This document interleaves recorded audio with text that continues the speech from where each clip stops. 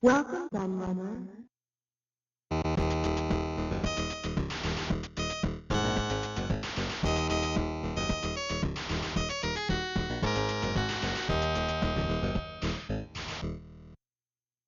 First released in 1977, the Atari 2600, or Video Computer System as it was then known, might not have been the first programmable home console.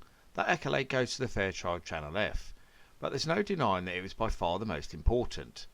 With the help of the 2600, Atari pretty much created an entire industry and proved that video games were more than just a passing fad.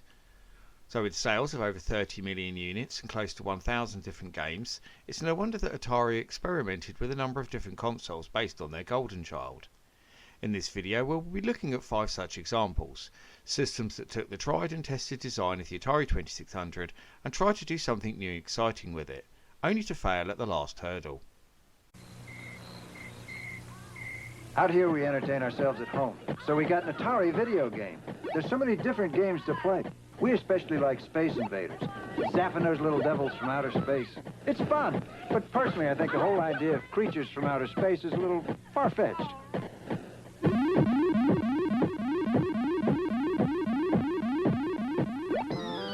No other company offers you as many different video game cartridges as Atari. A lot of people don't seem to be aware that the Atari 2600 wasn't a roaring success from day one. It wasn't until 1980 and the release of the very first killer app in the form of Space Invaders that the system really took off.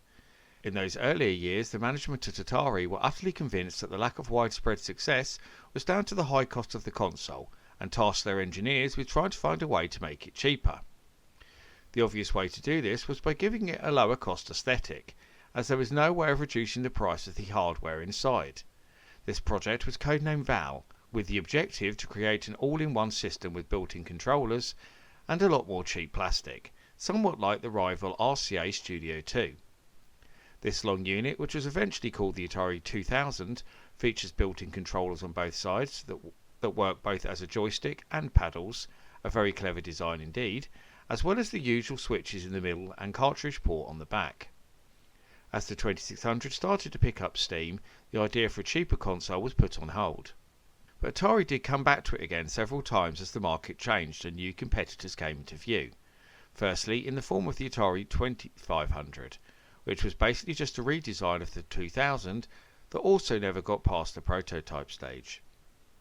Then, in 1984, we finally saw the fruits of their labour in the form of the 2600 Junior, which was simply a cost-reduced model of the original system with a whole new chipset and case, rather than being the all-in-one unit that the company originally envisaged. I'd like an Atari 2600 system, please. Tell me, you're buying it because it plays hundreds of fun and challenging games, right? No. Oh, then it's because of its incredibly low price? Not really. Well, it must be because its new and exciting games are now priced lower than ever. Then why are you buying the Atari 2600? You see this cute little girl over here? Yes? She's relentless. The Atari 2600 video game system and its new exciting games at a new low price. The Graduate was a planned add-on for the Atari 2600 that would turn the console into a fully fledged home computer. The keyboard itself was modelled on the same one used for the Atari 400 computer, with its plastic membrane style and connected to the console using the cartridge port.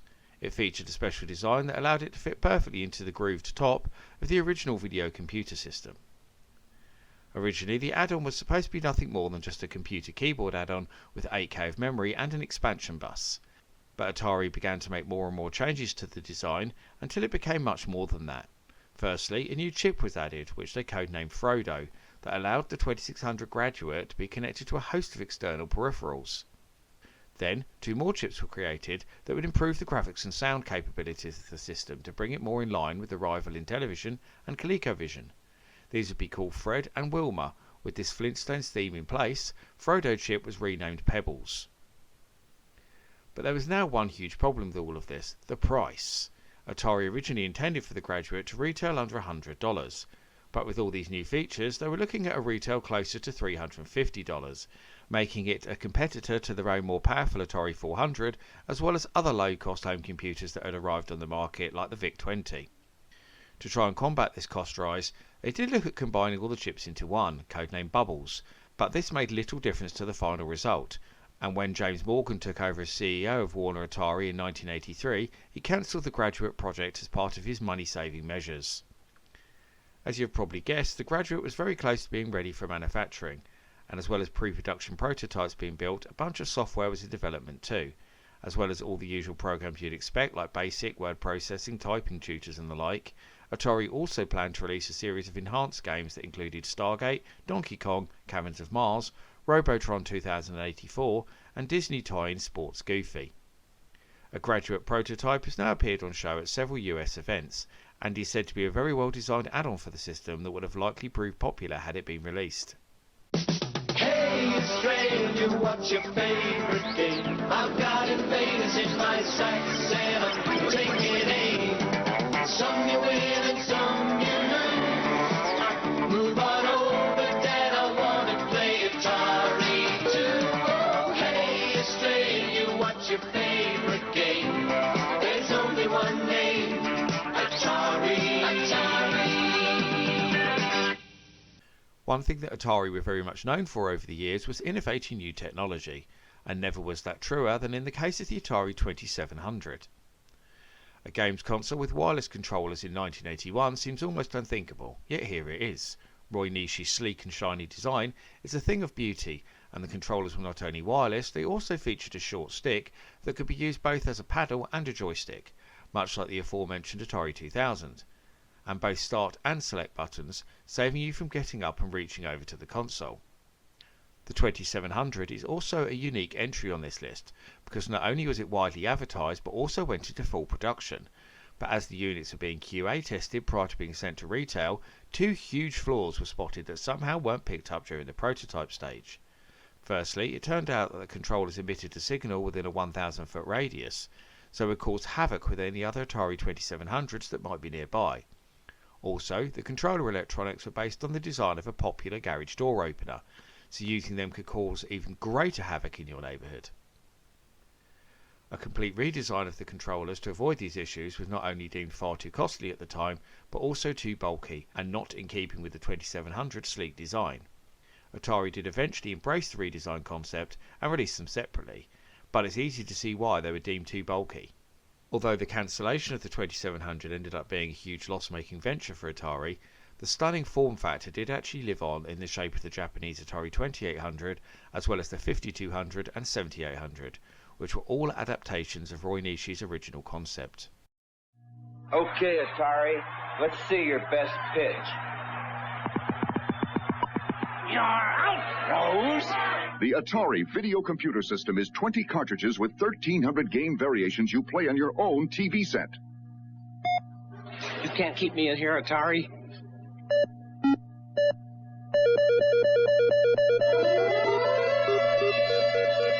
Don't tonight.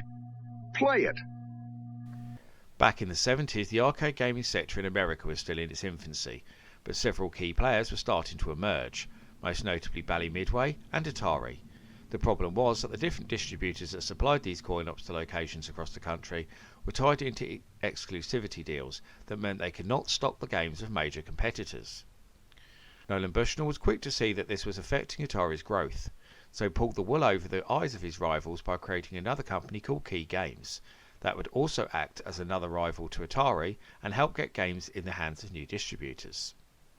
He called the company Key Games because it was headed up by his long-term friend Joe Keenan, and they would release new arcade games as well as slightly adapted versions of Atari's machines made to look like clones.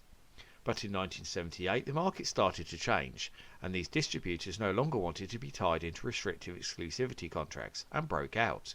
The main reason for this was that they wanted to stock all the hottest titles and get a taste of that success.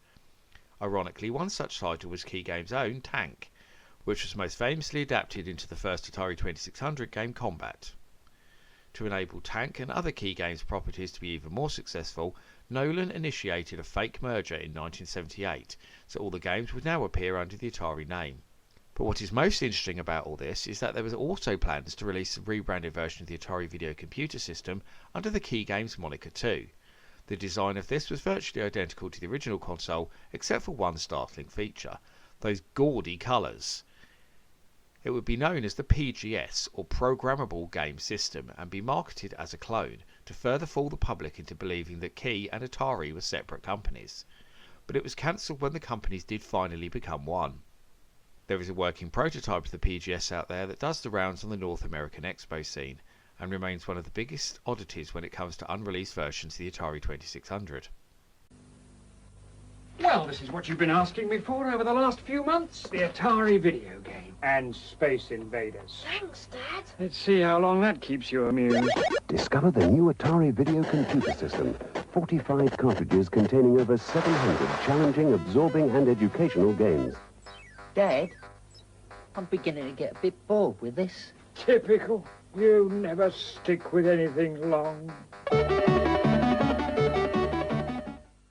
As nice as many of these prototypes I've shown you so far are, I saved the best one until last, a 2600 portable. And no, I'm not talking about the recent flashback portable that was released by ACT Games. Click the link in the corner if you want to know more about that one. It seems that for several years, different folk at Atari have been tossing around the idea of a portable 2600 without ever deciding what they wanted it to be, as Reagan Chang's many sketches attest. There are versions that look a lot like the 2500 and plug into a small portable screen. There are units that feature a small built-in screen of their own, and there are others that take the word portable more literally, offering nothing more than a handle to carry them around. There are actually no less than 24 different concept sketches for the Atari 2200, and if you want to see the whole set, then I strongly suggest heading over to the AtariMuseum.com after you've finished watching this video, as they're seriously fascinating. I've linked the website in the description to make things easy for you. Interestingly, the 2200 moniker would be used once again by Atari as the original name for what would become the 2600 Junior, just to confuse the historical timelines a little. But I guess they do have a little bit in common, given that they are both very small in size, and indeed the release model of the 2600 Junior even came in a lunchbox style box with a handle, so it could be carried around. The fun is back, oh yes siree. It's the 2600 from Atari. It's the video system with classics galore, from Space Invaders to cars that roar. A real hip joystick controls the screen. Solaris is hot and Midnight Magic's mean. And one more thing, it's got a special low price, under 50 bucks. 50 bucks? Now isn't that nice? The fun is back, oh yes siree. It's the 2600 from Atari. And that concludes my look at 5 different unreleased variations of the best-selling Atari 2600 console. I hope you enjoyed this look back in time, and I'd love to hear your thoughts. Do you think any of these machines could have been a success, and why? Which ones would you most like to add to your own collection? Please let me know in the comments. But before I go, I must thank all of my loyal patrons for continuing to support my channel and make videos like this possible, giving special thanks to the following patrons in particular: Thunder Fundington, John DiLiberto, Carl Olsen, Mark Lawrence, Chaotic and Coldar Fusion. If you also want to help support all my creative endeavours, including this YouTube channel, then please go and check out my Patreon right now, where you can get access to a host of extra content, including downloads, exclusive videos, creative insights and much more besides. I've been the Laird, I thank you for watching, and I'll see you all again for another video very soon.